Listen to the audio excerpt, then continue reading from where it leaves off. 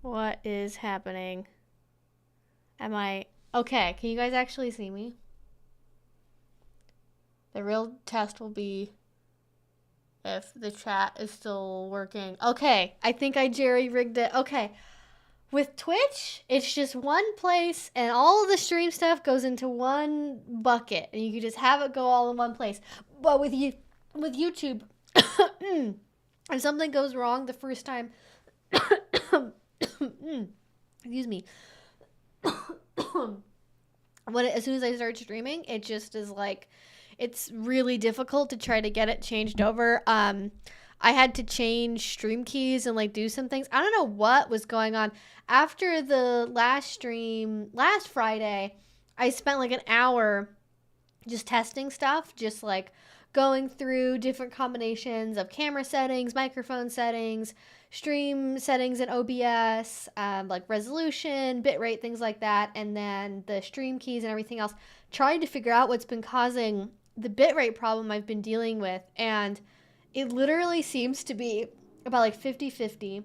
When I start a stream, just occasionally for some reason when I connect, it is just garbage bitrate, like 1,000 kilobits per second, which is like so much smaller than what we're dealing with right now. Like right now I'm streaming about 30,000 kilobits per second, so quite a lot more than 1,000.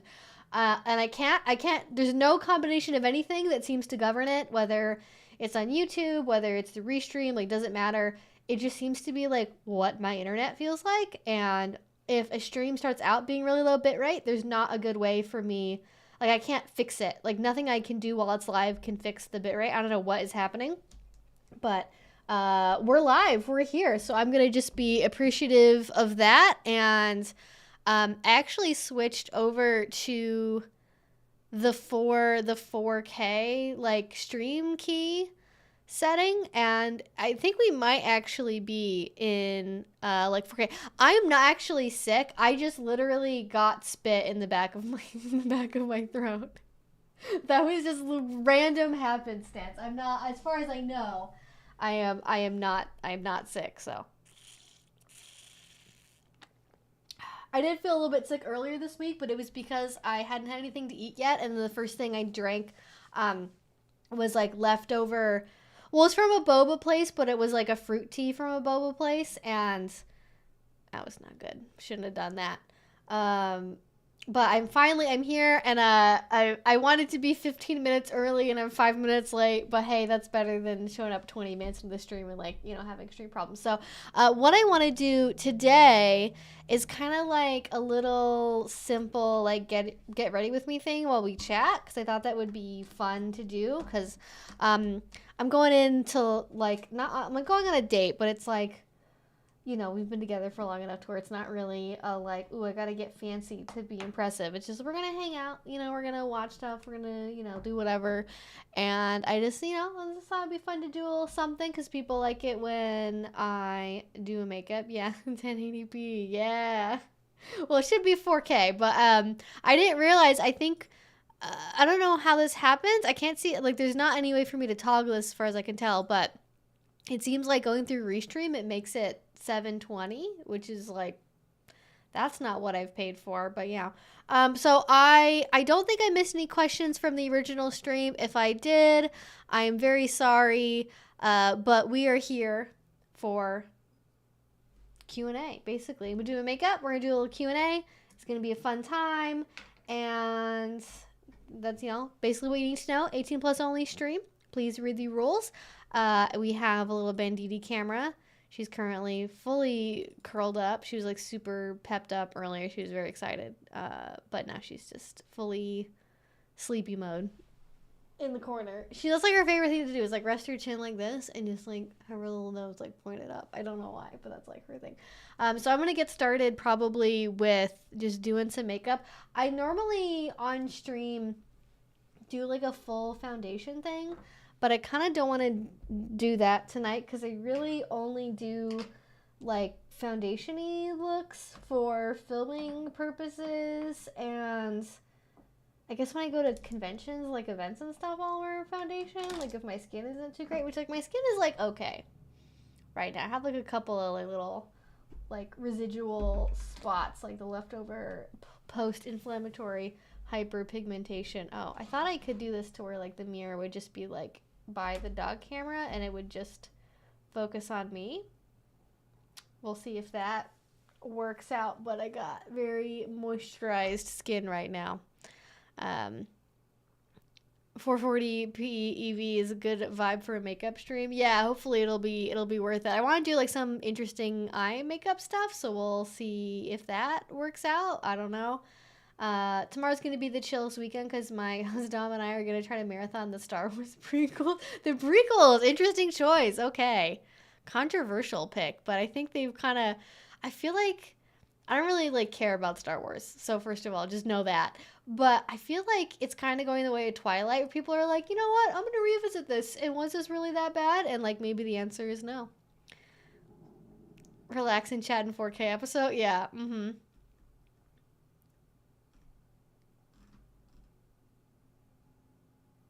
I've also never seen Schitt's Creek, so I have no idea what to think about that. No Game of Thrones content.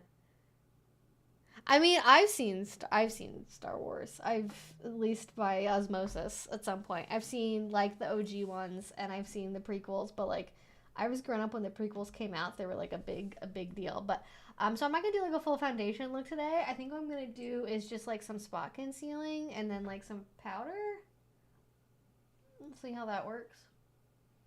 I'm not used to being so far away from the mirror. But like, you know, I could do some below my eyes, but I don't really want to. My eyes are fine the way they are, even if I look tired. Listen, dark circles, I can't really do anything about them. I've had dark circles since I was a little child. They just run in my family. It is what it is. I am of the demelanated people. We do not get collagen. We get dark circles. That's just how my life is. Look at that. It's already better.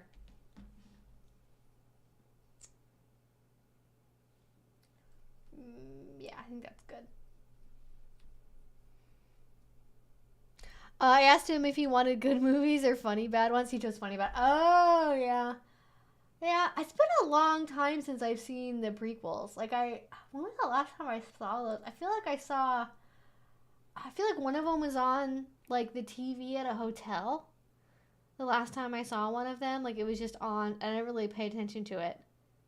I couldn't tell you what happens in any of them. I don't know what the plot is, other than, like, the broadest of strokes possible. Like, obviously knowing where everything ends up. But I'm like, yeah, this is a guy named Anakin, and he's, like, super emo, and, is cringe. He's so cringe. And, I feel like I remember the ending of the one where they get married. Spoiler alert. I feel like I remember that when he like doesn't have. Well, I don't know. I don't want to spoil it. I guess in case people haven't seen it or are listening. But I don't know why it's like stuck in my head. I think I would have seen that when I was probably like. I might have even been when it originally came out. I don't know. I never saw it in theaters. I never like it would have been like on TV, so it would have been out for a little while. And there you go. Just ta-da! I normally do this before stream. I think your skin is gorgeous without makeup. Thank you. I work hard at it. It's okay. It's a work in progress. I feel like every once in a while I have like a really good skin day where like my skin is like it's actually like popping off, and then like it's quickly something else happens and it goes away. But the powder that I'm using is the Fenty Beauty Universal Blotting Powder. This stuff is amazing. I don't know how much it is. I don't think it's like, I got this like secondhand, so I don't know how much it is if you buy it at like Sephora. I don't know. But this is great. I feel like it lasts really well.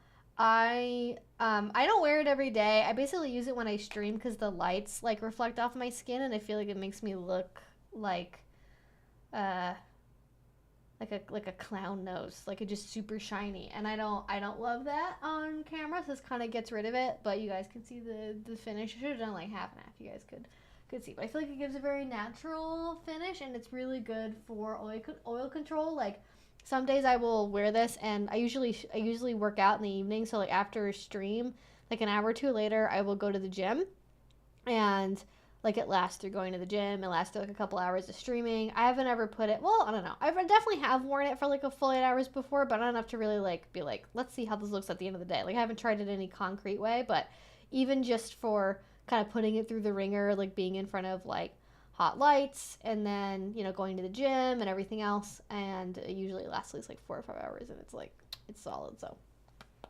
there you go. Anyways, now my face looks more put together. I don't know why I did this. This I got as a Christmas gift. This is like a Japanese powder brush. I don't know where it's from, but it's very fancy and it's very soft, and they make a brush you can use with this. I think you could, I'm sure people have used this with a sponge before, but like it's a very solid powder. Like this isn't like, it's not like a loose powder. So I don't know how, like unless you have a denser brush, like I don't know what else you could probably do it like, well you can kind of get it on your fingers a little bit. Like you can, but I feel like that's just not like what this is meant to be used for. I don't know.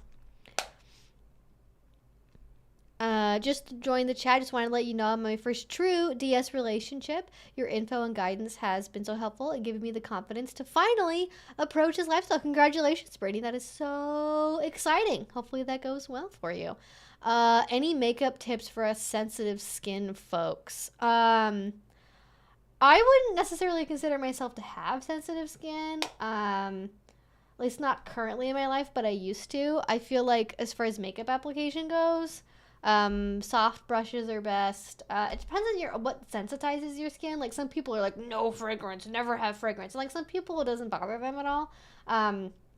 But I do have like sensitive eyes a little bit, so I'm careful about what I put around my eyes. I don't really trying to think of like specifically I would avoid other than like basically don't get anything from like a high-end brand. Like if it's a brand that makes a perfume, right? Like if you're looking at like YSL, Chanel, Tom Ford, whoever, I don't even know if Tom Ford makes makeup. Don't buy makeup from them because all of their products are very heavily fragranced, like basically all of them. So would not recommend those. Basically everything I use like does not really have fragrance in it. I feel like that's kind of gone out of fashion as well, so like it's not really super common these days. Clean beauty products are basically always bullshit. So don't like, if you want to go cruelty free, that's awesome. But if you're like, ooh, it's green and no, that doesn't mean, especially for being something that can sensitize your skin. Like sometimes like the clean beauty products are actually like worse than that, than the usual stuff. Yes, talc free. I think this is. Pretty sure this is talc free. I don't have the outer packaging for it anymore, but yeah, that's definitely something to keep in mind. Yes, sorry, this I'm currently using is the Fenty Beauty. Oh, it's open. Universal Invisimatte blotting powder. I've tried the Fenty Skin foundation. Like I've tested it in stores, and it's not like they don't really have a good shade match for me. Like either they're too pink or they're too. Hello, camera. They're too pink or they're too yellow. So I haven't used any of like their other. I know I've tried other products like in store. Maybe one of their blushes or something, like their kilowatt blushes. I've heard are really good, but they have like tons of really good products. This is just like one that I like. I was trying out a bunch of different face powders, and this one is one that I got. I basically use this one, and then if I'm doing something over makeup, which I don't normally do, like I just don't feel like I ever really get good results from powdering with like the foundation that I use. Like maybe if I was using a different combination of foundation and powder, it would work. But I feel like whenever I've done foundation plus powder, it just looks like fully caked the hell up, and it's not my vibe. But I like that. I like this for blotting, and then the NARS like sheer glow whatever powder. That's like an oldie but a goodie. It works.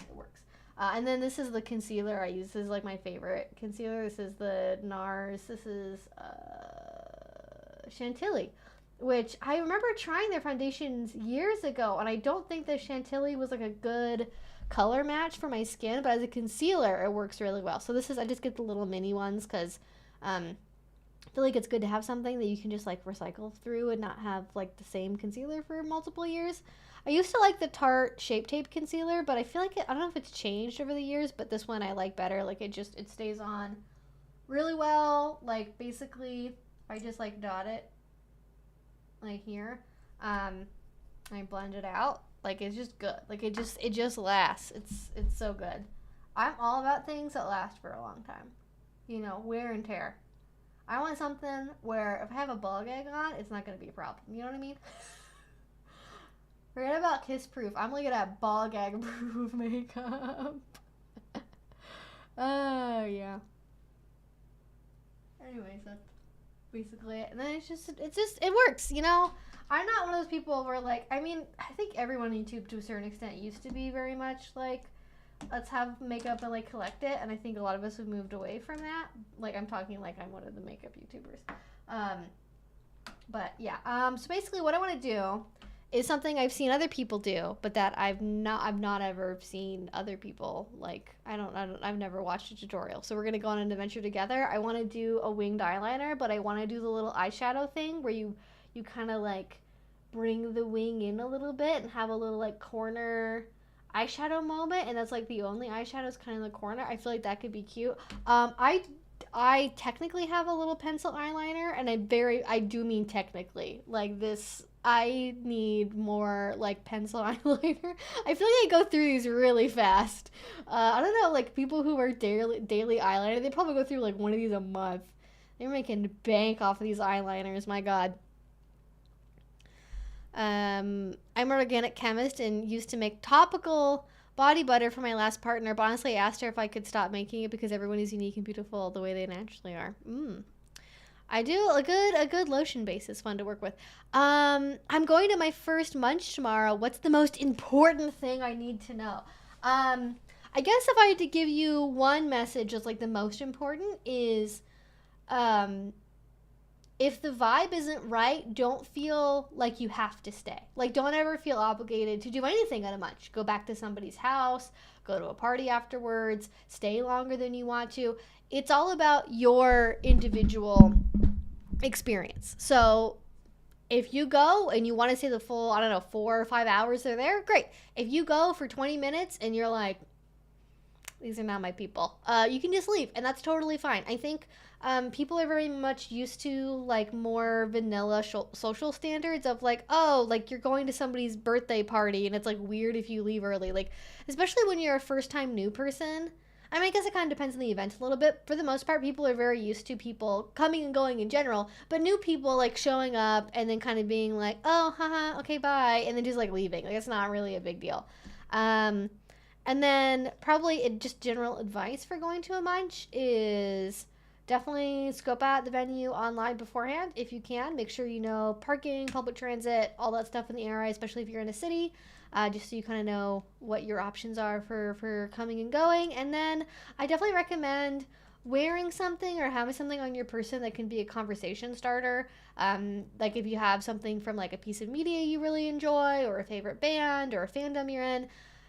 The kink community is full of nerds, full of people that play D&D, full of people like, listen, Baldur's Gate, that's like the exact overlap between kinky and nerd people. So like, if you have anything that's like a fandom thing, I know there's so many people in the community I know that are like cosplayers, D&D players, furries, Ren Fair people, metalheads, like just like anything that's like a thing. That's a group. Like even train enthusiasts probably as well. So I recommend just having something that can be a little bit of a conversation starter. But like if it's your first time going, most people are gonna recognize that and be like, oh, you're new, and be inviting. But if it's not the right vibe, don't stick around. I've definitely been to events before. Like my general policy for events at this point in my life, because I'm old and jaded in the world. I mean, not really. I shouldn't say it like that. It's not that bad. But like I definitely have a general policy of like the first time I go to an event, I just go to scope it out. Like I don't plan to like play. I don't like, if there's dancing, maybe I'll dance or I'll have a little drink or something.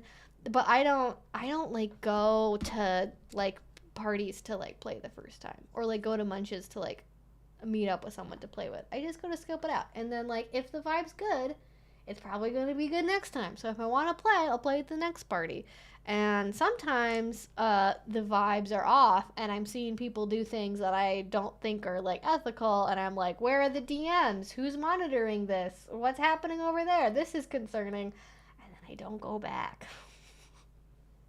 Which is frustrating sometimes. I'm just using the Urban Decay Primer Potion, BT dubs. Why does that feel spicy? Oh, it's because I had Chipotle. I had homemade Chipotle ranch dressing, and I guess I didn't fully get it out from under my nails. I had that on my like late lunch, so I was like, why is it spicy? It's because you have Chipotle on your hands. It's like, at least I could identify where it came from, because if your eyelids suddenly are spicy and you're like, why is this tingling? This gets concerning. You can't identify why it's happening. But no, it's fine. Just rubbing in the Chipotle ranch on my eyeballs. It's fine. Good advice, just go to feel it out for the first time. I think it's generally, like, it's hard, especially if it's like, oh, the event's only once a month, or like, you know, maybe your work schedule is normally really busy. Like, I get it, like, having more pressure there to, like, go and play. And if that's fine with you, just, like, go and do that. Like, don't feel like you have to do it the way that I do. I just feel like people don't, like, think about that as an option. Like, think, okay, I worked up my nerve. I'm going to this big event. And clearly, like, if I've gone to all this effort, I have to do this, or my time there is a failure. Like, if I go and I don't play or meet someone, that means that, like, I failed at doing BDSM, which is not true. So don't feel like you failed, because you succeeded by going and being brave, which seems like platitudinous bullshit, but it's the truth. Like, going to a BDSM event is very anxiety inducing for most people. So just by going, you're like doing way more than a lot of people will do in their entire life. Also, according to YouTube, I'm not even streaming to anyone. It just says I'm waiting to go live still. So, like, I hope you guys can see me. I'm just guessing. I want to make sure I'm going to scroll for a second before I start doing eyeliner, because I'm going to get locked in when I do eyeliner. So I want to make sure that I'm not missing anything. The funniest movies to watch are like 6 out of 10 because you can make fun of them and there's no pressure to like them. True. I have trouble with that because I don't generally watch a lot of movies, and so they're all kind of silly to me that I make fun of them and they're supposed to be serious. Do you try to theme your makeup to your videos? Sometimes it's just like, what was the last color makeup I did? I did pink. Well, it's been a long time since I've done green, so maybe I should do green today. But if it's like a DDLG video, I'll do pink, right? Like, it's like that level of coordination. Like, if I'm talking about DDLG, I'll do pink. If I'm talking about edge play, I'll do red. Like, if I haven't done it recently. Or sometimes I'll get, like, I don't really get, like, new makeup these days, but I did actually recently get some new eyeshadows. And I was playing around with those, but they were mostly like, they're not new color. Like, I basically have all the rainbow colors, so it's just like new. I'm like, ooh, now I have something that's blue and purple, so I can do a blue and purple look, and it can be like tied together with one thing. But usually I just wing it. Usually I just try to make them different week to week. That's basically it. But occasionally I do have them a little bit themed, but not all the time, not commonly.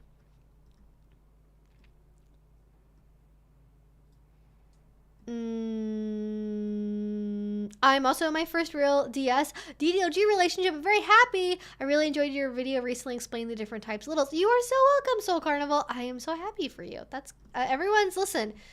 Cuffing season is real, and the people in the BDSM are pairing up, and you love to see it.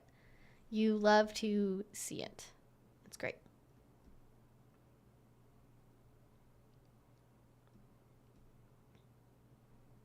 The fact that people think everyone has good instincts for social interactions is so strange to me. So many of us don't have reliable instincts, special social things. Well, okay. Maybe I should amend my statement. Like, I'm not, and maybe this is wrong to say. Like, are there, like, not being someone who is that flavor of neurodivergent, um, are there people where like you literally can't tell if something like feels dangerous or not? Like you can't tell if something feels uncomfortable?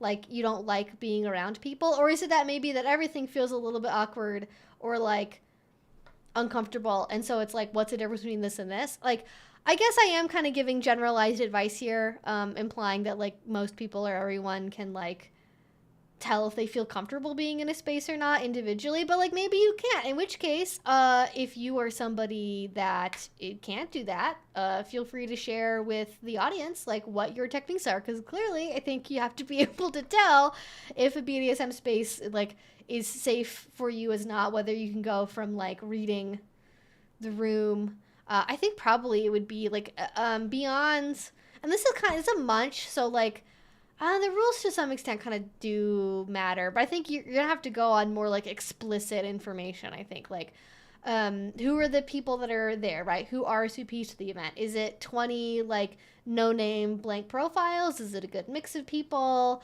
What part of town is it in? Does it have a good reputation? For the people that are there, if you do go, how are they interacting? Like, are is it more of like a speed dating thing? Is it like more of like a group setting? Is it more one-on-one? Does it seem like one person's kind of running everything and like calling the shots? What is practically physically happening in a factual way? And like, is that actually the kind of environment you want to be in? Like, if you want to go to a munch, that's like a group, everyone's kind of all talking in a big circle type thing, but then you go to a place and it's basically just like speed dating. Like, that's probably not going to be a good matchup for you. I'm going to speak for myself, period, but as a neurodivergent and past trauma survivor, sometimes what feels unsafe for me and can I trust what I'm perceiving? Yes, that I understand. Like, the trauma part of it, of like, especially if you're somebody who's prone to hypervigilance. Like, I get that part of it. But I guess more what I was referring to is like, you can't tell whether or not something like feels off, like everything just is like, well, this just feels like everything else feels, so it's probably fine. You know what I mean? I am polyamorous, but I'm not poly. I've never even met anyone named Polly. I don't even think I've met a bird named Polly.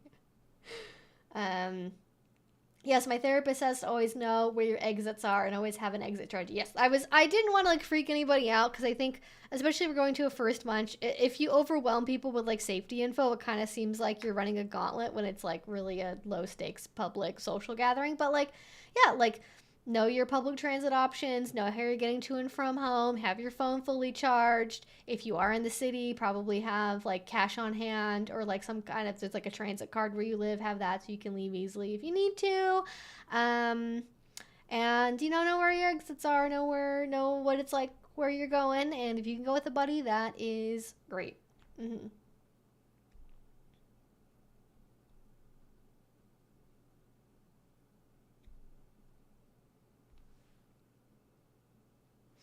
Hypervigilance is a good Magic the Gathering keyword ability. True. Well, I don't know. I don't play Magic the Gathering.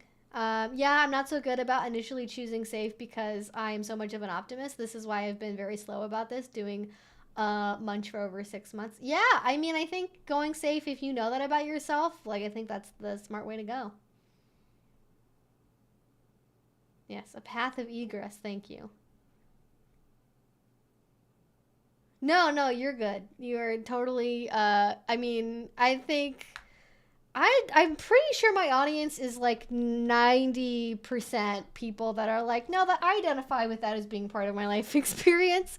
So I took it in a good way. I know what you meant. I don't think we're making light of anything without it being part of our own personal experience to a certain extent. Instincts are not a good way to evaluate reality. However, if the instinct is discomfort, then of course remove yourself from the uncomfortable situation regardless. Yeah, like, I think this is what's really hard, is like what your gut's telling you, what your instinct is telling you. Like, especially if you are someone who has a history of trauma, or like a bunch of things, really. It can be very hard to have like an accurate compass, so to speak, of like, is this like, here's what I'm perceiving, does that actually mesh with reality? But I think if you're in a brand new environment with people you don't know and something feels bad or off or wrong, it's probably good to like err on the side of caution, in my opinion. You can always go back a second time, you know? You can always go back a second time if it turns out your reflection your reading was inaccurate. But you can't undo going the first time if it feels wrong and forcing yourself to stay somewhere you feel uncomfortable. Personally, I'm able to try and get a vibe for a person or event, and I've had it go both ways. On top of having ADHD, I'm also a massive introvert, so approaching people gets kind of uncomfortable for me. Yeah, I also, again, like, our community is also full of, like, and I mean this in a positive way, like, it is definitely a big group of people that are all across the spectrum of, like, mental health stuff, neurodivergence, trauma histories, attachment issues, and not that being kinky, and I've read the studies, like, it's not actually that necessarily being into kink makes you more likely to have one of those things. I think our community setting just is a rare place where a lot of people feel comfortable, whereas in most social situations, people do not feel comfortable at all.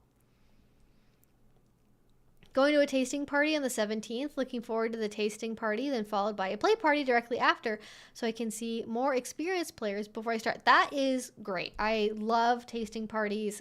Basically, everywhere should do more tasting parties. That's my opinion. More is pretty much always better. IMO.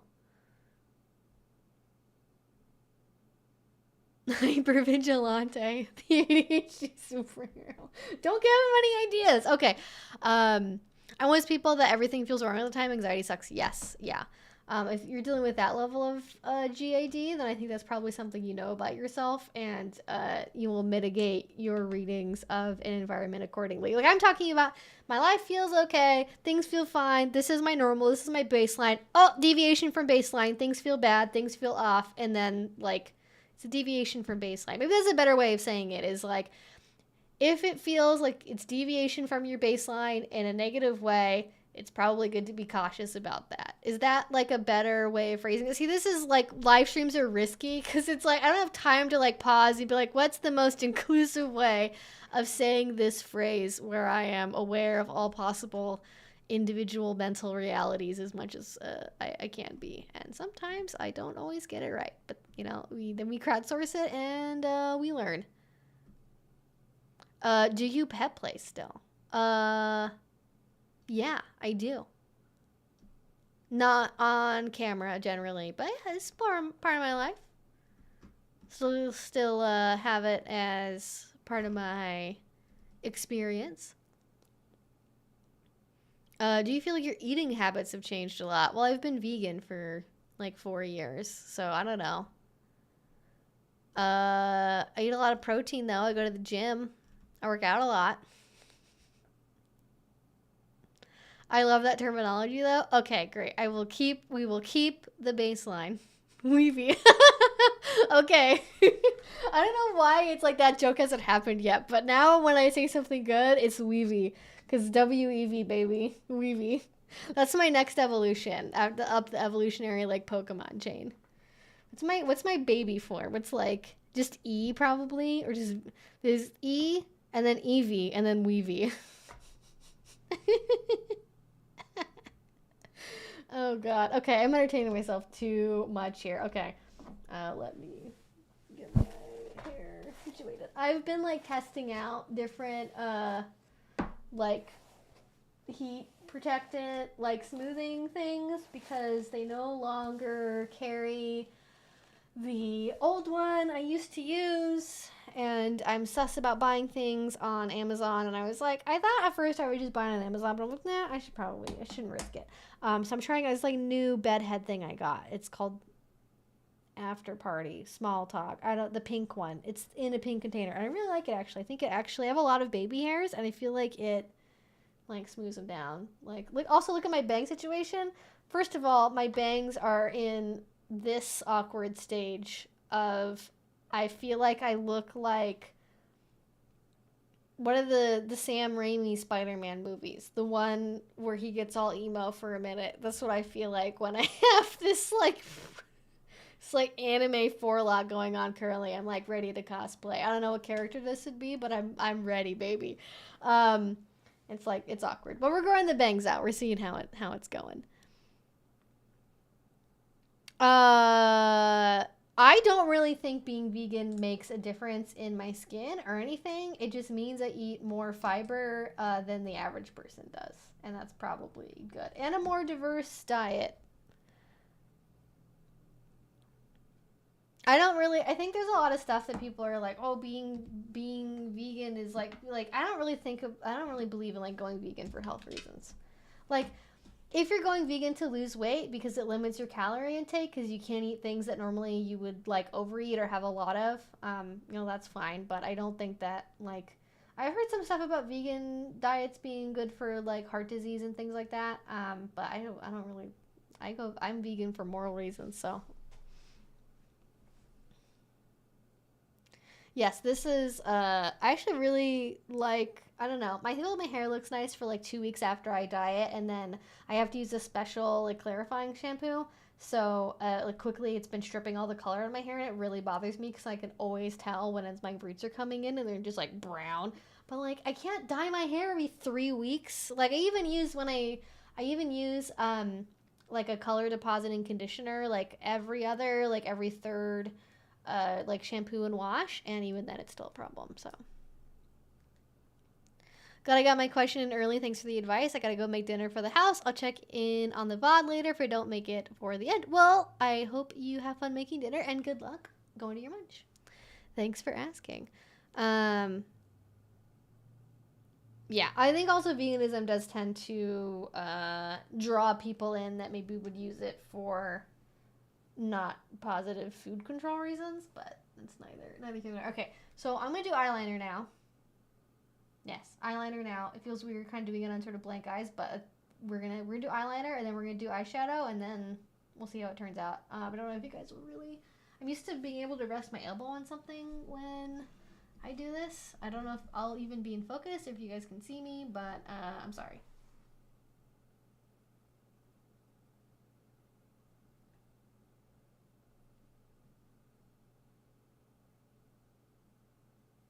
My skin honestly has been like really dry lately. I think partly from upping my tretinoin percentage, which you don't really need to do, by the way. If you're on tretinoin, which is Retin-A, basically, the topical one, not the oral one, not isotretinoin, that's a different thing. It can make your skin really dry, and some people just can't tolerate the higher percentage levels. But all the studies show that you don't actually need to have a higher percentage. It doesn't make it work more, it just makes it work faster.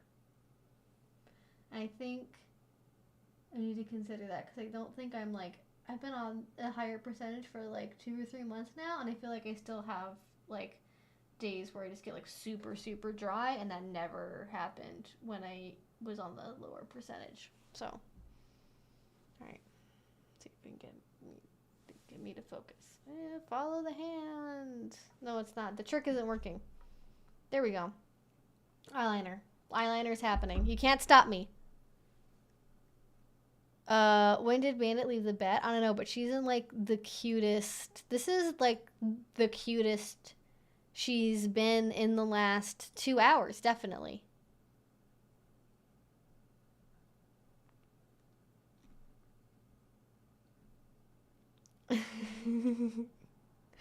Yeah, thank you. I do already have 8 evolutions. You're right. Please be safe, everyone. My first time doing fire. Okay, I was not prepared for the rest of that sentence. The top threw flaming 91% isopropyl alcohol on me, and I burned from the waist down. The entire fire community got together and did education on that incident. Oh my god. The closest story I've heard to that, and like, caveat, this is my memory of a FetLife story from like probably a year ago, and I don't remember the details. I didn't see it happen, blah, blah, blah. There's a story on FetLife of, I'll plug this and I'll tell the story. So, there was somebody on FetLife, I want to say maybe they were in the UK, but maybe they weren't. I don't know. Again, don't listen to me. This is just, basically listen to this and just imagine him making up a story. And that's the level of caveat that you should put on what I'm about to say. Just grain of salt for my memory here. I'm not trying to willfully mistell it or misrepresent anything. It's just like, I hear a lot of bad stories and they kind of all blend together at some point. But it was somebody who was doing fire play and they were doing fire cupping, and the top was like pre-filling the cups with isopropyl alcohol in them, which is generally a big no-no. Don't do that because, well, you'll see at the end of the story why that's a bad idea. I've never heard of anyone doing that before. I've done fire cupping a bit, but I basically only ever do it like outside in the summer. I don't think I've been to a venue that allows fire play outside of the very first venue I ever played at, which has been closed for a couple of years now, and I've never been anywhere since that like even allows any kind of like open flame, candles. A lot of them can't even do wax play out like at all. Like they just don't go anywhere near that. But that's not generally how you do fire cupping. And they just didn't have good fire control is what I would say.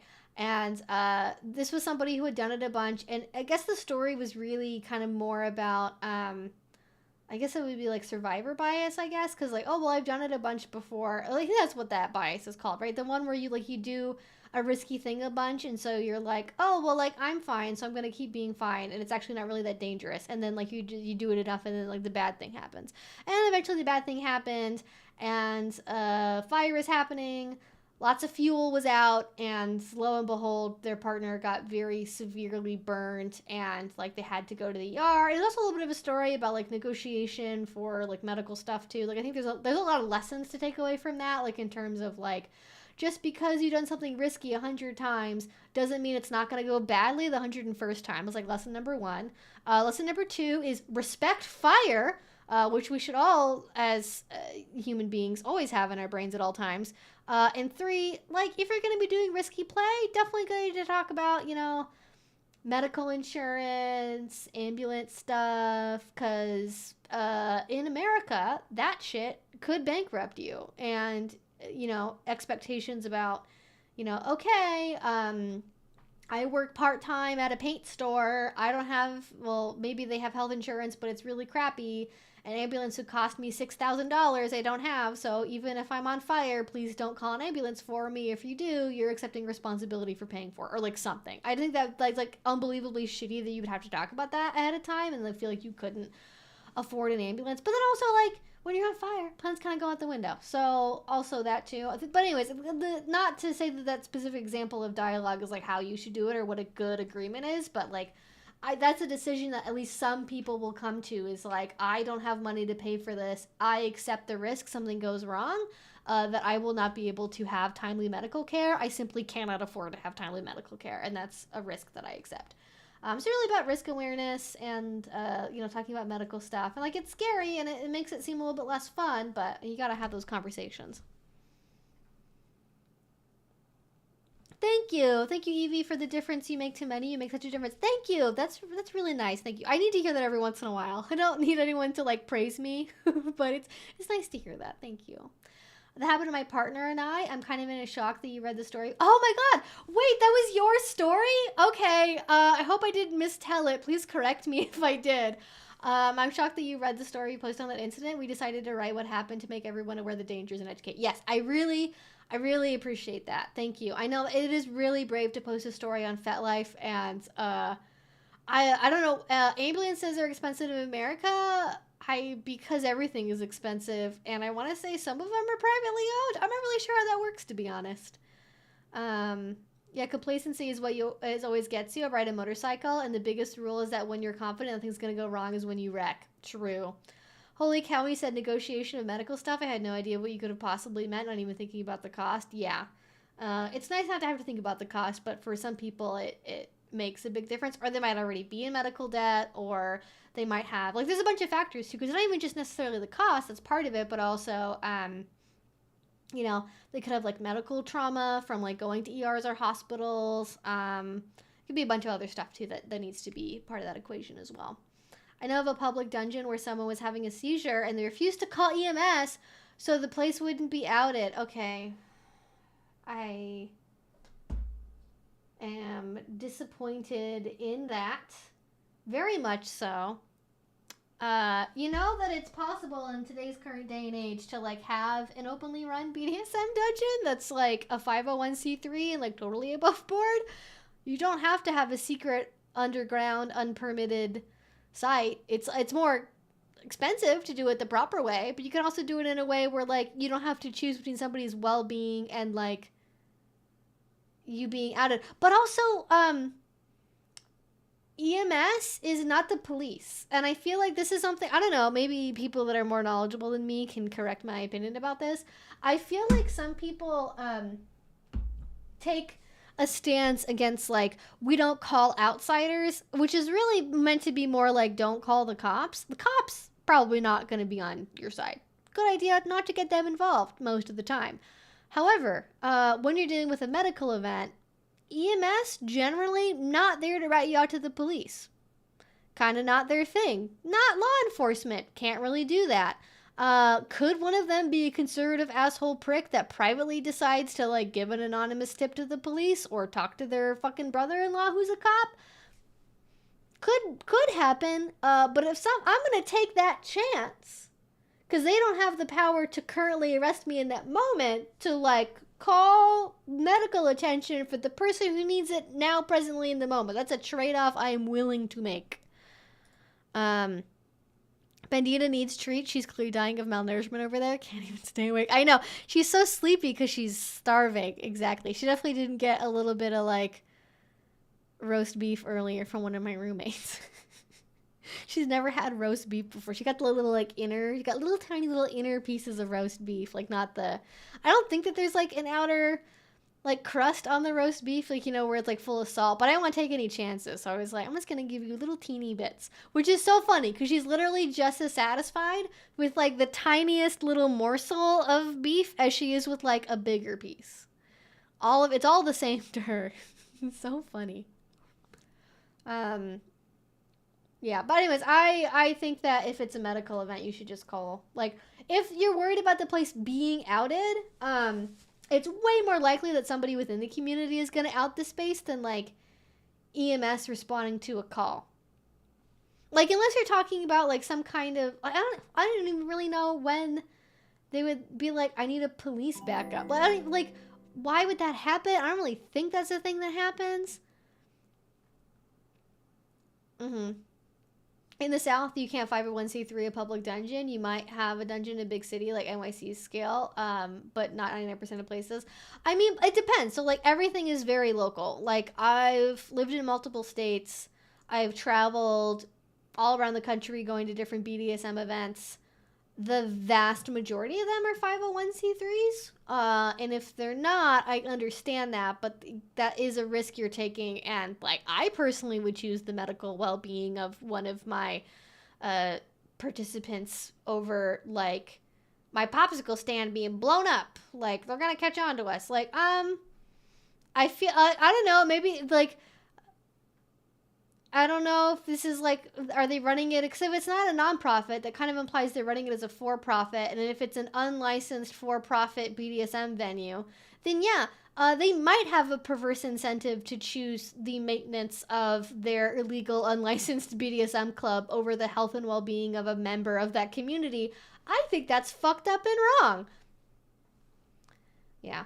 But there's also other ways that you can be above board with a BDSM venue that is not a 501c3. It's just like the most common thing. But I'm not really involved in like maintaining an organization or like starting one. But you know, like everything, even, I think this is what people don't get, right? Like, it's not just like the South versus the North. It's literally county to county, city to city. The rules are different. Like, in terms of like, what kind, like how can you legally operate? Like, what do you actually call the event space, basically? Do you have restrictions over how far away you have to be from a church or a school? This is why a lot of places are in, like, industrial parts of a city, if they're in a city. You know, what kind of permits do you have to get? What kind of inspections do you have to get done? You know, all kinds of things are different. But if you don't at the bare bones have, like, an occupancy permit and the fire marshal doesn't know you're there, you are literally asking for a catastrophically bad time to happen. And I understand the need to have public venues. I don't really know. Like, on the one hand, I'm leaning a little bit towards it's a good idea to have spaces. I understand why people have them. Like, especially going back through the history of BDSM, they obviously were not necessarily licensed. But in today's day and age, if you have that option to do it and you're simply not doing it because it would be too hard, take too much time, and or would mean that you can't run it as a for-profit business, I am going to question your motives.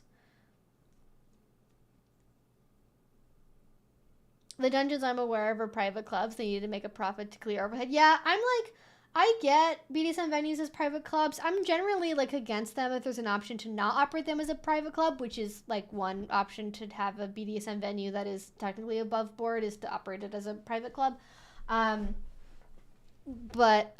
like I think it does create some perverse incentives in terms of like, oh, so you're running a bar, and you don't require any sort of orientation before attending an event, and it's open to anyone. It's not like it's publicly advertised. It's plainly visible from the street what kind of venue this is, and you just kind of let whoever come in.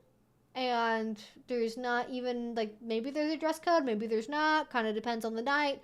And I just feel like a lot of places, especially ones that serve alcohol, it quickly becomes like running something for our community is the goal into like how can we sell more drinks and sell more covers to be profitable.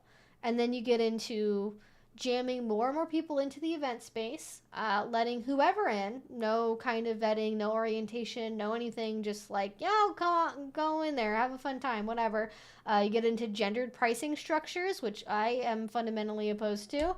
And quickly, the people at the venue become the product, which is, I think, the most unsettling thing for me. Not universally across the board for that. I'm really talking about, like, I guess I started talking about private clubs, but then I really ended up talking about, like, bars. It's just like a different thing. I personally have had negative experiences at BDSM venues that are also bars. So I'm a little bit talking from my personal experience here, but I think if you have the option to not do that, it's probably better because very quickly, word with social media these days, word gets out, people find out, oh my god, this is the club where all the freaky weird shit happens, and this is how you end up having the same thing that happens at a lot of lesbian and gay bars happening at kink venues, which not to compare things because it's not who's got it worse as a contest, but it's one thing to have like straight girls on a bachelorette party go to a gay bar and like treat it like they're at a zoo, and then it's different when a drunk vanilla guy interrupts a scene to spank somebody who's in bondage because they think that's how it works. Like, I think there's a higher potentiality for like greater degrees of violation of personal autonomy if you have like a bunch of like random people who are just like, I'm gonna go to the weird bar for weird people to see what's going on there. You get just, especially without an orientation or anything, I think there's just not any like sense of respect at all. But I think they're all like, they all deal with their own problems. But yeah, some people have definitely chosen to make the people that are attending there as community members it's okay that they're the product of the venue because it's like, come look at the freak show. Or even if it's not really explicitly that, they're okay with that being part of the appeal for at least some attendees. Are BDSM dungeons businesses or are they more community spaces? It depends. Some of them are operated as businesses, especially ones that are like for pro-doms, where it's like a community dungeon where like 5, 10, however many pro-doms are running basically a pro-dom dungeon together. There's that. There's bars. There's other like private clubs, those sort of things. And then there's the volunteer operated, are like sort of a different class, which is sort of like nonprofits, like a 501c3. Those are more like community oriented, which, to be clear, any BDSM space can have problems, okay? With the wrong people getting wind of it, with having a lack of education, with having a lack of boundaries, with having problems with consent violations. All of them can happen at different event spaces. Regardless, I think some of them are more prone than others. And if you are running a bar that vanilla people can go to without even having to like know the first thing about kink or consent values, that's going to cause problems. I know I've done literally one wing of eyeliner because I started ranting about something. What was I talking about? I don't know. I kind of like the idea of like, I don't know, I might do this for a party at some point, kind of do like perfect makeup on one side and then do messy makeup on the other. I've seen straight guys go to queer women bars to be creepy towards the women. Yes. Like I'm saying, it goes like all of them have problems. I think with BDSM bars, and this also includes, by the way, kinky gay bars too are included in this analysis. If you have a venue where people are having sex, completely being stripped down to their birthday suit, you know, they're naked, they're doing things. When those are openly happening, I think drunk people that are vanilla, that don't understand our community context at all are going to be much more prone to thinking, oh, I'm going to go over and invite myself into that scenario. And that seems like a bad idea to me. I'm going to do the second eyeliner, though. Eyeliner 2 activating. All right, tell me your hot takes now. Tell me your hot takes. I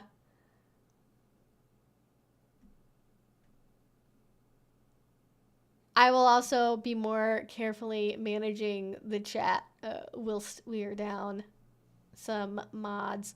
I gave all the local dungeons and fire people in the community level 3 trauma burn kits that I built after my fire incident, and we held a fire safety class at the dungeons now. Oh, that's awesome. I think that's great. I don't even know what most dungeons even have. Like, it depends on who attends the space, honestly, like more than anything. Like you'll get like a fire extinguisher, like kind of a basic medical kit, but like I've had problems like when I've asked for band-aids before and it takes forever to get a band-aid, or I think one time I had an upset stomach. I got really queasy after a scene and I asked for like a Pepto or something, and they didn't have Pepto. They had nothing they could give me, and I was like, I feel like this is a fairly common occurrence. It should probably be something that's included in a kit like this, but I guess it's on me. I was thinking of the ego bars. Yes. Even though being a series of LGBT/gay bars, the traditional places to play back when, they took folks off the street as long as they didn't wear sneakers and khakis. True. And like to this day, Eagle Bar is everywhere. There's an Eagle in Portland. There's an Eagle in Seattle. One of them in Seattle. I'm making a video about it. Speaking of bars, I'm making a video hopefully soon where, oh god, I just literally got that in my eyeball. Okay. Good thing you guys couldn't see that because I was out of focus. So. Does anyone else have an eye phobia? I have an no, I shouldn't misuse that term. I don't literally have a phobia in a medical sense. I have an aversion. I have an aversion to things involving eyeballs. I don't like it when eyeballs get touched. That's like my thing. No eyeball stuff. Like, you know, like horror movies and stuff where like they force somebody's eyes open. I can't do that. I can't watch that. Like, would I flee the room if it was on? No. But it would make me really uncomfortable, so it's not a clinical phobia. Alright, this one's a little messy, but that's fine. You could say, and prepare yourself for this, you could say, I'm winging it. I'll take my dad joke award now. Thank you very much.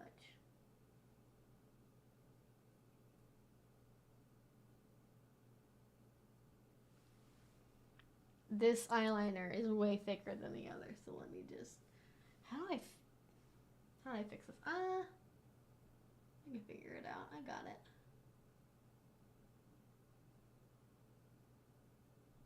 There we go. Perfecto, perfecto. Brillante. Alright. Proof. Eyeliner. Done on both sides. Got him.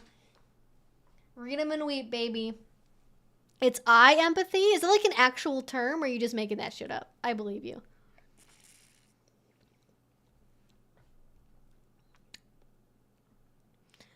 It's okay for groups of vanilla people to be at BDSM events, but they have to be in cages for everyone's safety.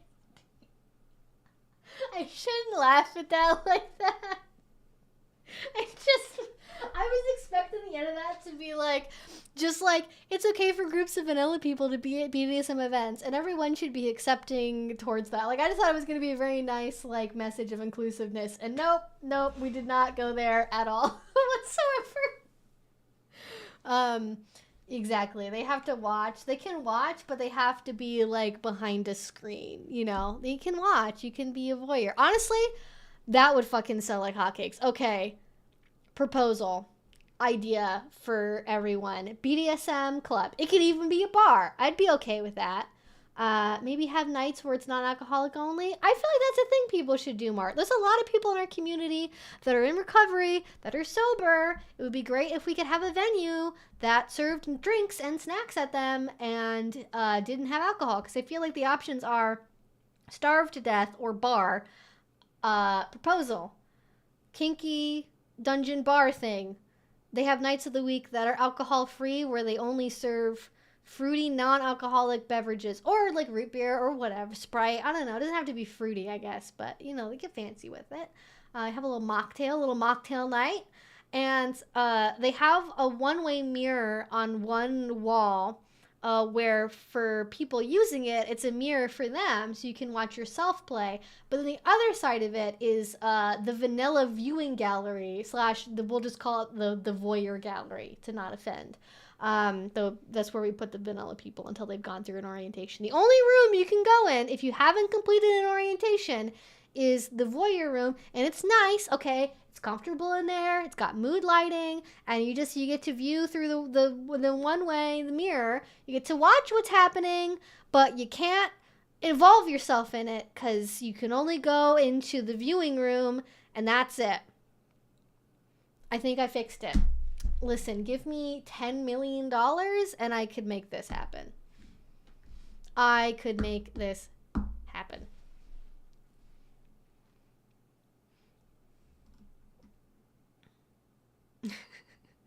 Welcome to the second hour indeed. Thank you, Nathan. I appreciate it. We should start a text chain.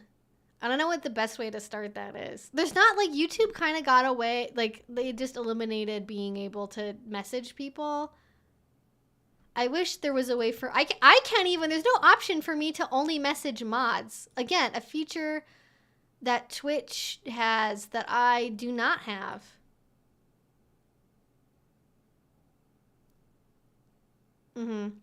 Wouldn't you call the voyeur room the cage? I could call it that. You're right. I could also call it the voyeur gallery. I don't know. We could call it a bunch of things. I just think that would be great. What is the appropriate approach for a guy to respectfully appreciate a scenario they come across? You mean like somebody doing a scene in a room? Viewing from a distance is normally what people do. Don't applaud, I would say. Maybe don't gasp. It's not a theater production. You know, like they're not, well, okay, sometimes it is. Sometimes like the theater kids are in the community. But for the most part, it is not like for you. And so like you can respectfully, I would say 6 to 10 feet away, watch, observe, maybe chat with people near you about like, wow, look at that cool scene. And then after they're done, after they're packed up, after aftercare is done, you know, nobody's, you know, wearing a blanket on the floor. If somebody is sitting on the floor wearing a blanket, not the time to interrupt. But if they're standing up, they're dressed, they seem coherent, you can be like, hey, I really liked your scene. That was really fun to watch. Or you can even ask first. If you want to be next level about it, you could be like, hey, like I'd love to, you know, talk to you about the scene you just did. Are you open to that? And then they can say, yeah, totally, we'd love to chat. Or they can say, no, we're really tired. Actually, we want to go home. But, you know, messages on FetLife or catch us next time. We're here every Friday or whatever.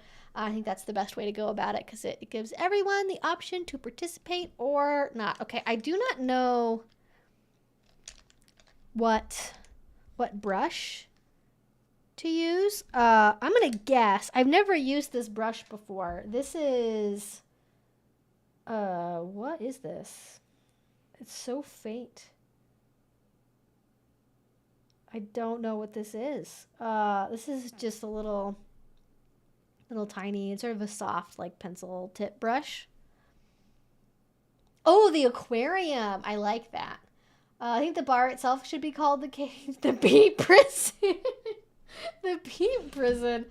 I don't know. I might give people the wrong idea. I feel like I want to avoid connotations of it being like a jerk-off room. Although, independently, you could host parties where it's meant to be a masturbation party, and that's the room where that happens. We could make something work for everyone. I'm vanilla, but my kinky friends told me that the dungeon in San Francisco has 2 stories. First story was the kink, and second story had an observation deck where people could watch and eat snacks. That sounds amazing. I don't know. I might know what dungeon that is. I've not really. The only time I've been to dungeons in SF have been during Folsom, and they're like a zoo and a nightmare to get around in. So I've not like fully explored them. But I'd love to go back sometime. All right, now we're gonna try this eyeshadow thing. I don't know how this is gonna turn out, how this is gonna look, but we're gonna see. I'm hoping this will just be like real simple and it'll like look cool. I don't even know if I should really be doing like liquid eyeliner with this. I'm instantly thinking I need a brush with more of an edge. So we're gonna change. We're gonna switch it up. Which I don't have my color swap thingy, so this is gonna be a little rough and ready, as they say. Where is that one brush I always use for this exact purpose? Well, not this exact purpose, but for... Aha! I use this all the time. This I do know. This is an IT Cosmetics brush. But it's also completely worn off, so... oh, no, wait. It is the 221 Eye Smudger, which is exactly what we're trying to do here. So the name fits, and it's got some purple on it, which is not the worst color combo to have with black, but I'm just going to wipe it off on my finger because why not? I already got Chipotle on my eyeball already, so what could be different?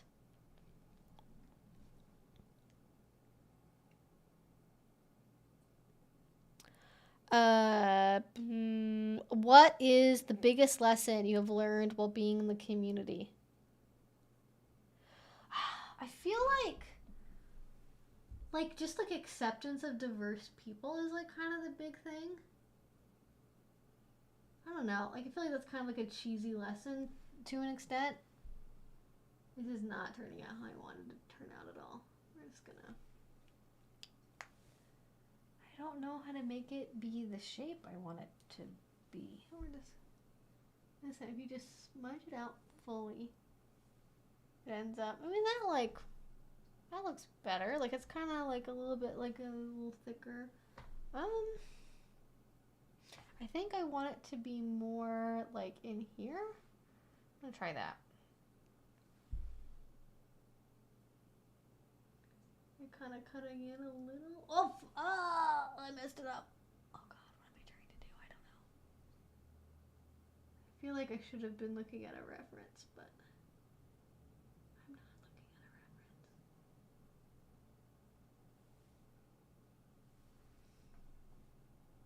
I don't know.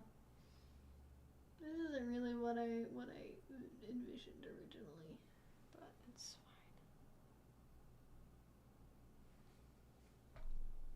fine. I feel like that looks fine. It's just, I don't know. I guess I could get a makeup wipe and I could, like, mess with it more, but...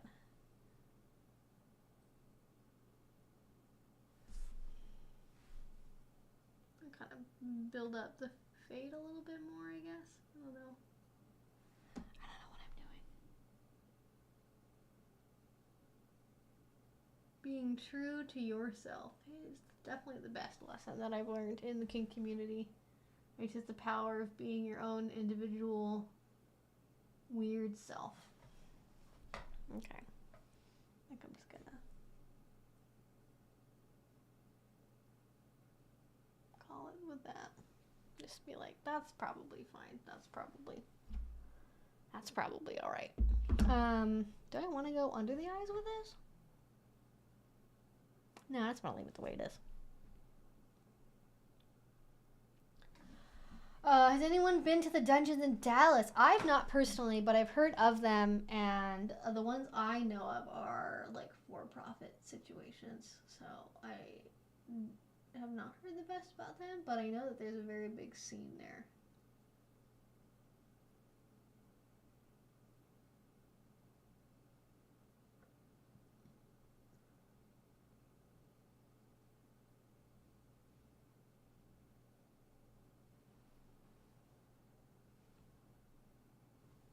I mean, this isn't like the best shadow to do this with. I feel like it's normally like pretty pigmented, but I don't normally kind of put it through the ringer like this.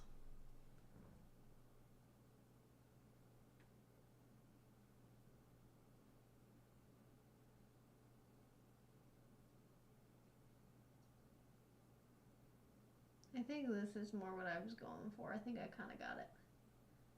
I'm gonna have to check a reference photo, but this is more what I was looking for. Oh, I think.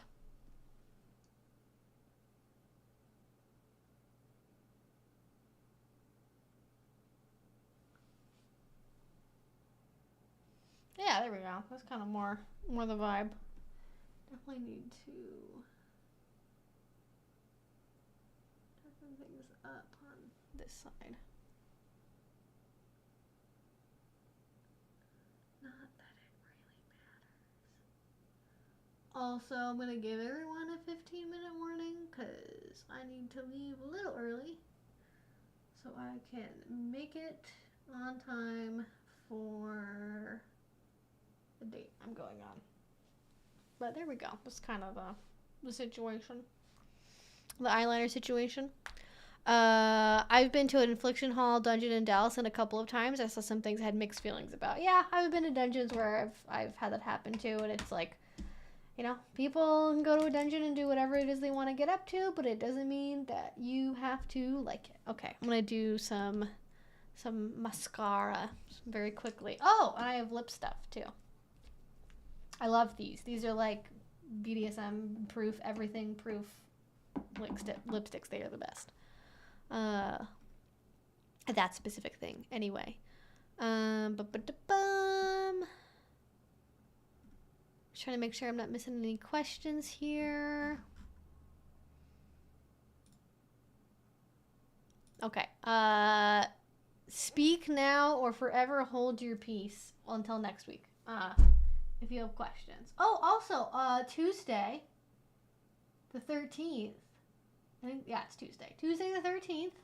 I'm doing a bondage basics class. And I posted a link to sign up for a reserved spot. It's free. You just show up. It's like a live stream. It's all about the basics of bondage. And it should be a fun class. It should be, I think we have an hour, maybe 2 hours. I think it's going to be an hour. I always have trouble getting my outer corner lashes on this eye. I need to clean this. It's got too much built up stuff on it. Okay, I think that's good. All right, now mascara time.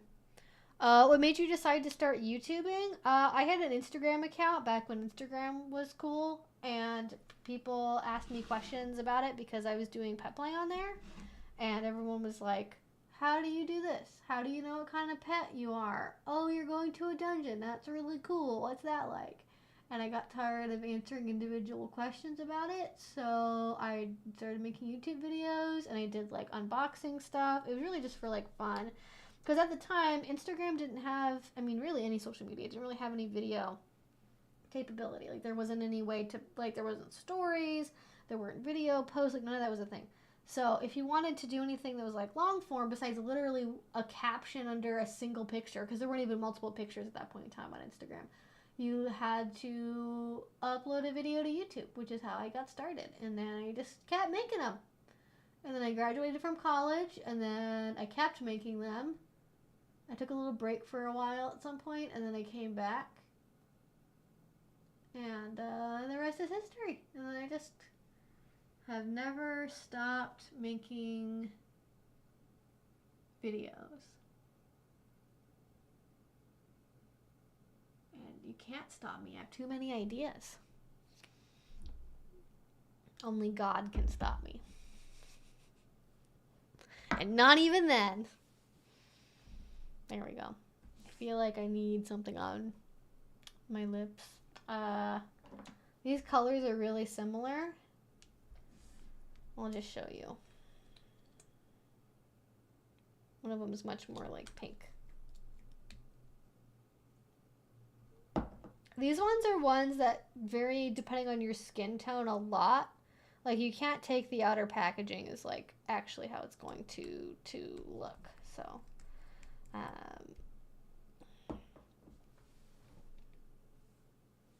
So this one, oh, can you guys even see that? This one is, oh, I can't really, the shine kind of. This one's Unrivaled. It's a little bit more pinky. And then this one is Royal, which is a little bit more burgundy. I think I'm going to go with Royal. If they made these in more colors, I would buy them. Like, I need purples. I need oranges. There's not a single orange. I need an orange. Thank you very much, Maybelline. I need an orange. I need purple. I would take any color, honestly, that they make. They don't really, the really, really dark colors, I feel like don't have good color payoff, but basically anything that's like this color or lighter, they do really well. I do not, I might actually, give me a second. I think I know, I have a grayish purple. Stay there, Doggerina.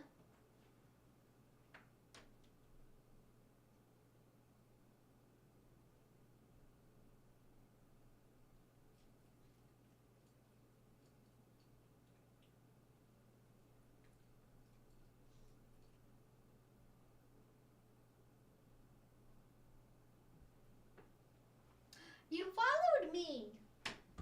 You have removed yourself from your dog spot. I just got this one in the mail.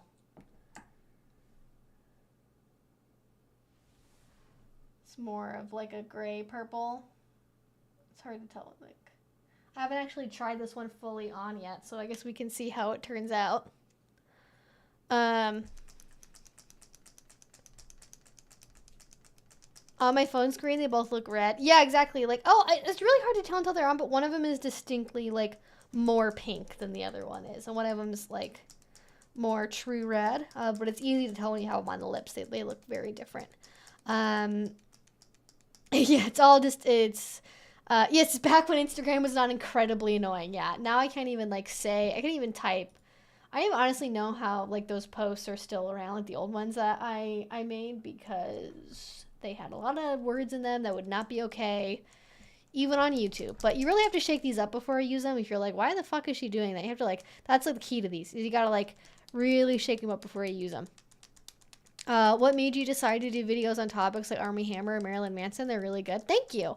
Well, Armie Hammer was explicitly because people were, like, just focusing on the cannibalism part of it and, like, kind of being like, oh my god, freaky weird guy with a cannibalism fetish and did weird freaky BDSM stuff, and I felt compelled to talk about it because of that. Marilyn Manson, originally, some people were definitely saying, like, oh, like, he's always just been a weird guy, he's just, like, into kinky shit, and, like, you should know that, obviously, if you're seeing a guy like that, he's gonna be kinky and weird, so therefore you can't be surprised when he wants to do kinky and weird stuff.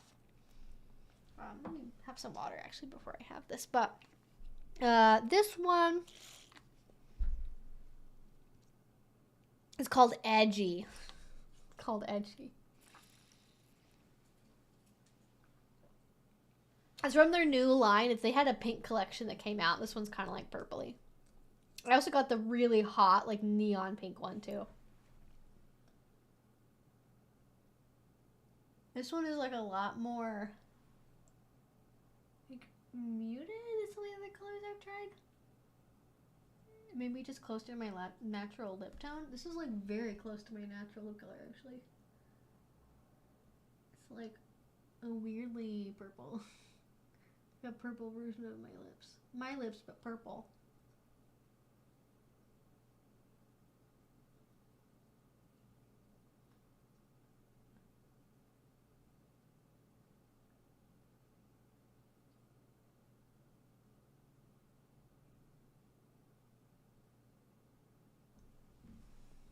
This just looks like my lip color. But like purpley. I was expecting it to be more purple.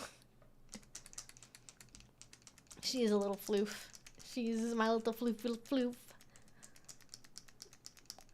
He definitely took it to an unacceptable level. That's definitely one way of saying it. I do want to do a follow-up video about kind of what's happened in the last like year or so of all the cases, because I've been keeping up to date in the background, but I haven't like talked about it.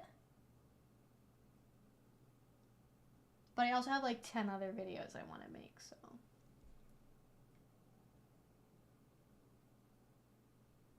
It'll have to wait.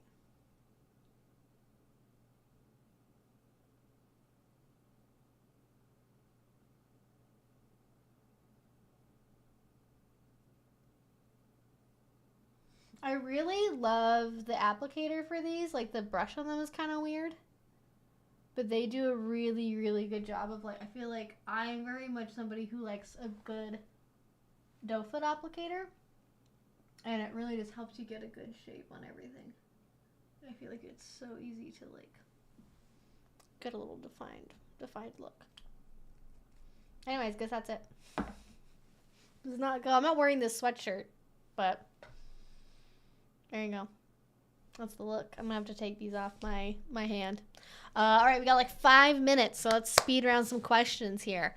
Any sneak peek content you want to let us know that you're working on? I have so many things. Now that I'm using a teleprompter, I feel like the world is my oyster. So like explicitly kink videos I'm working on. I'm working on a video on like high, medium, and low protocol. I'm working on a video about voyeurism and exhibitionism. I'm working on a video about overcoming shame and guilt, like shame and guilt you feel about your kinky desires, and like how that can impede your ability to explore kink. Things that are like kink related or like are related to other content I've been doing. I have an old review of The Secretary that I want to revisit and remake now that I have a teleprompter. Maybe rewatch it with somebody. That would be fun to do, because that was a video I made years ago. I never released it because of the copyright claims on it. I put it on Patreon, but I think now, especially now that I have more like editing skills and I have a teleprompter, I feel like I could make it even better. And I like the original one that I made, but I think even like rewatching it, I could probably like draw some more out of it and kind of go into more detail about certain things. So that, I'm going to review The Secretary. I have an investigative piece I've been working on. I made a version of this video years ago, and I did not actually release it.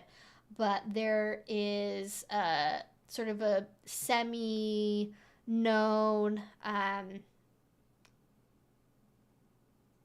sex club for wealthy people that is sort of like Eyes Wide Shut inspired.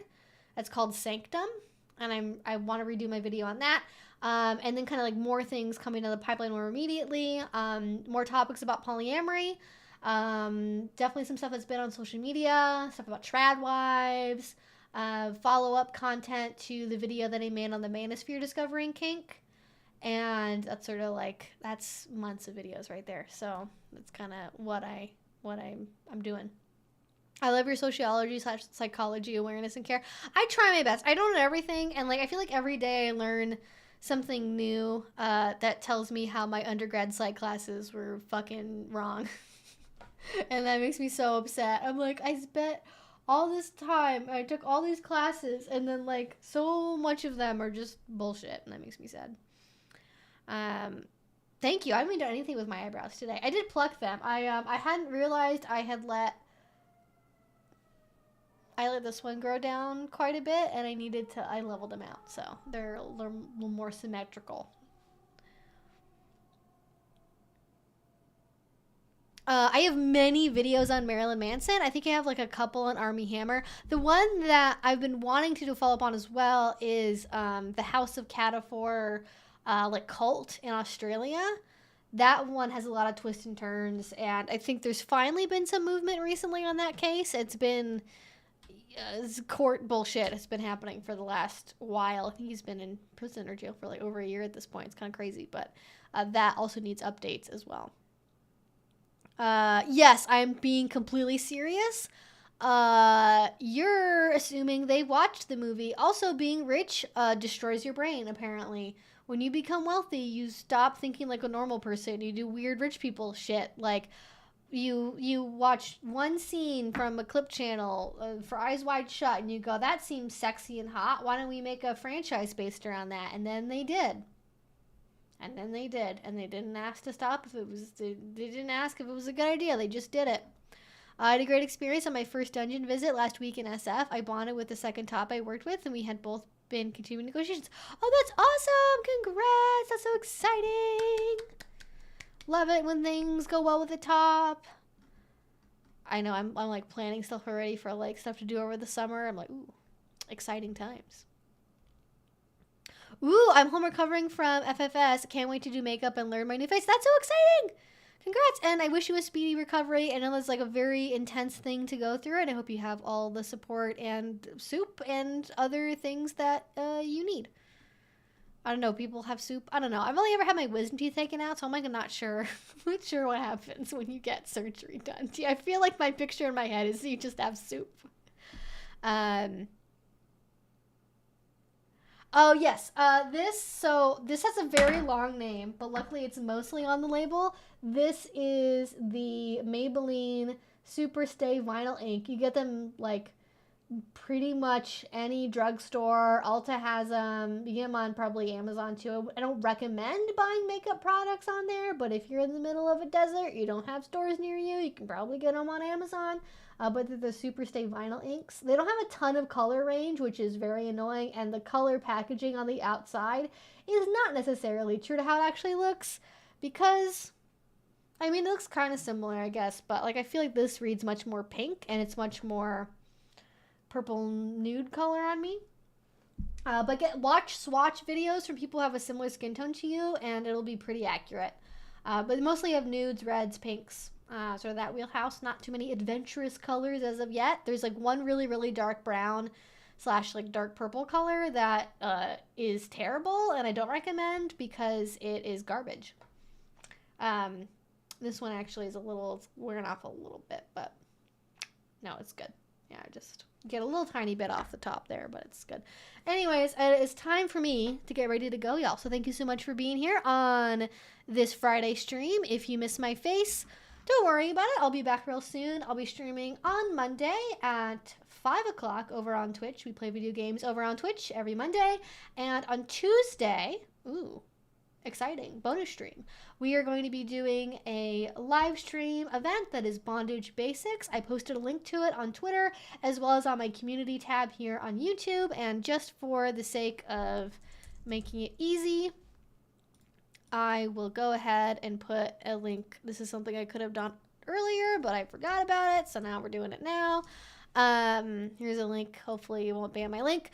But it is Bondage Basics with me and Safia Darling, and we're gonna talk about bondage, and it's gonna be a fun time. It'll be fun. It's a little pre-Valentine's Day event, so if you wanna maybe learn some stuff before doing some Valentine's Day activities, you can. And it's a great time, and it's free. It's free. You just go to the Eventbrite. It's free. There's no strings attached. It's just my face for free. They pay me, so that's nice. If you go, it supports me, because if you go, they go, oh, look, you have so many more people. We love doing things with you. Now, like, do more. Make it a series. Let's do these every month. So come support me. Come watch me. I don't, like, you know, it'd be fun. It just helps me out. It's a good time. Yes, I'd love an update on House of Cataphor. Noted. There hasn't been anything big yet, but I am keeping my eye on it for, like, if there's, like, a big update that happens. I know they recently changed or dropped some charges against him, but that's, like, how prosecution works, so it's not the big deal. Anyways, I gotta go. Thank you all so much for hanging out with me on this Friday. Enjoy the snoozy banditti as we end our stream, and I'll talk to you all later.